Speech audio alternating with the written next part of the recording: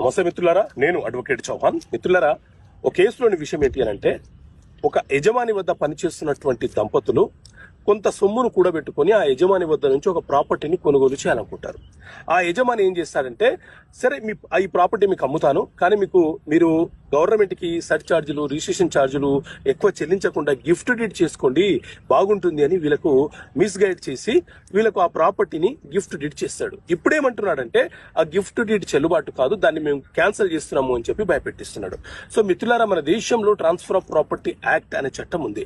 ఇందులోని సెక్షన్ 122 ప్రకారంగా గిఫ్ట్ అంటే ఎవరైనా ఒక వ్యక్తి ఎలాంటి ఫలితం ఆశించకుండా, అంటే ప్రతిఫలం ఆశించకుండా, రూపాయి తీసుకోకుండా స్వచ్ఛందంగా ఇష్టపూర్వకంగా ప్రాపర్టీని మరొక వ్యక్తికి దానం చేయడానికి గిఫ్ట్ అని అంటారు. సో మనము డబ్బులు ఇచ్చి ప్రాపర్టీ కొనుగోలు చేస్తున్నప్పుడు రిజిస్ట్రేషన్ ఛార్జీలకు, సర్చ్ ఛార్జీలకు భయపడి సేల్ డీడ్ చేసుకోకుండా గిఫ్ట్ డీడ్ చేసుకుంటే ప్రమాదము. అవతల వ్యక్తి ఆ గిఫ్ట్ డీడ్ ని 3 సంవత్సరాల లోపు ఎప్పుడైనా క్యాన్సిల్ చేసే హక్కును కలిగి ఉంటాడు. కాబట్టి మీరు డబ్బులు చెల్లిస్తే సేల్ డీడ్ చేసుకోండి.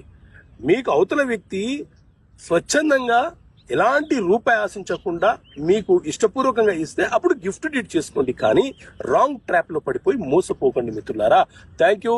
జై హింద్.